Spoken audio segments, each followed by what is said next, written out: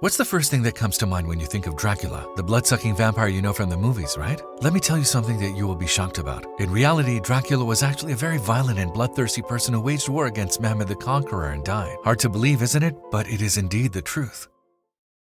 Dracula's actual name was Vlad, however he was later known as Dracula. His father was Dracula. He ruled Wallachia, which was in the south of modern-day Romania. Murad II started a campaign towards conquering Europe. The Principality of Wallachia was forced to make peace since it didn't have enough strength to withstand the Ottomans. And along with that, the two sons of the ruler were also given to the Ottoman Sultanate. The two children were sent to Edirne to be schooled. One of them was Vlad and the other Radu. Vlad is the child that we know as Dracula. His father's nickname was Dracul, which in Romanian means Satan. Vlad's nickname Dracula means the son of Dracul, in other words, the son of Satan. After listening to this story I'm about to tell you, let's see if he deserves his nickname or not. So, the two brothers arrived in the city of Edirne. That's where they put Vlad through a special education program. Murad I wanted the Romanian child to have a perfect education, hence he had him schooled with Prince Mehmed.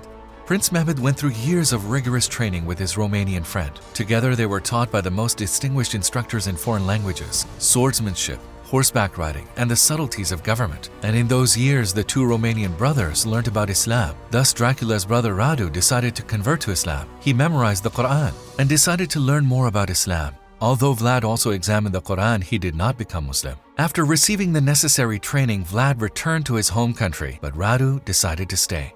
During this time, the family of these two brothers were killed by assassins, and Dracula was the sole heir. He promised loyalty to the Ottoman Sultan and went on to become the ruler of his country. Meanwhile, Mehmed the Conqueror became the Ottoman Sultan and conquered Istanbul. Dracula took his father's place. His sense of revenge flared up. His first order was to kill anyone who might have been involved in the killing of his parents. Time passed. Everything was going well at first. But then, Dracula started to evade paying taxes to the Ottoman Sultanate and also started to break his promises. Finally, he decided to rebel against the Ottoman Sultanate more openly. Dracula became more of an evildoer and started to kill the Ottoman soldiers in the region one by one. And those who opposed him, he had them impaled. Wallachia and Moldavia started to bleed under Dracula's tyrannical rule. One example of this is, Dracula realized that there were many poor people in his country and invited them to dinner. He fed them all to their heart's desire and then asked them, "How else can I help you? Wouldn't you want to get rid of this pain of poverty?" They said yes, all at once. Upon hearing this, Dracula had the doors and windows locked and set the house, which was full of helpless people, on fire. The Ottoman Sultanate sent its ambassadors to find out what was going on. They told Dracula to pay taxes and not to be disloyal. Dracula responded by saying, "If you want to talk with me, take off your turbans." In return, they said, "No, we won't take them off for someone like you." He asked them again. However, they objected to his request. Upon this, Dracula hammered those turbans on their heads with nails. In this way, he killed them all. This was the beginning of a war. As soon as Mehmed the Conqueror heard the news about his ambassadors, he launched a campaign with an army of 200,000. Dracula knew the tactics of the Ottoman army by heart. He knew exactly how to inflict the most damage and how to defend himself. He divided his army into squads as guerrilla tactics and scattered them in different places. The main purpose of this technique was to inflict maximum damage rather than winning the war. They killed the Ottoman soldiers they captured in the mountains one by one and impaled them on stakes. As Mehmed the Conqueror approached the capital, his heart broke at the sight he witnessed. In a forested area stretched along 1.5 kilometers, more than 20,000 soldiers were impaled. There were those who were still alive, those who were dying, and those who cried out in pain. It was like hell on earth. Mehmed the Conqueror, who saw that his troops sent on ahead were impaled, was demoralized. Never mind 20,000 Muslims, even if he had seen a single innocent person like this, how would he have felt? But the matter of fact was that there were 20,000 innocent people that were impaled. The Ottomans came down on Dracula, but he hid in his fortress, which was on a 900-meter-high steep mountain. This fortress was hard to reach, kind of like an eagle's nest.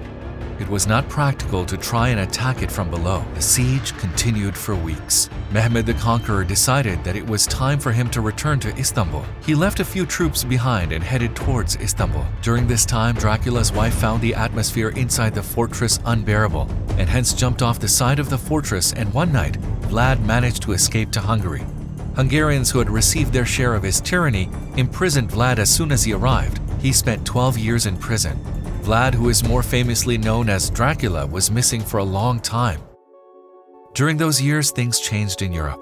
At last, the king of Hungary released him and married him to one of his relatives. Later, he asked Vlad to change his religion, and he accepted that. Together with Dracula, they conquered many Ottoman fortresses over the period of 2 years. They killed many Ottoman soldiers, and exactly 14 years later, Dracula was seen in Wallachia again. With the support of foreign troops, he gained the throne again.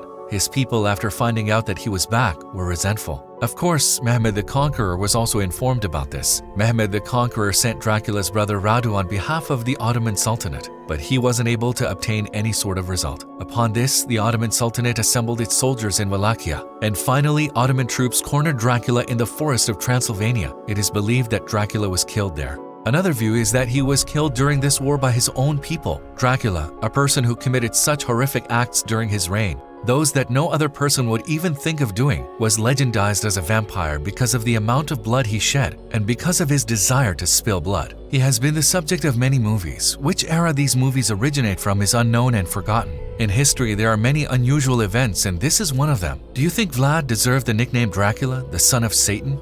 And how could it be that even though he was schooled with Mehmed the Conqueror, he became one of his greatest enemies? Can atrocity, shedding blood, and causing oppression really delight one?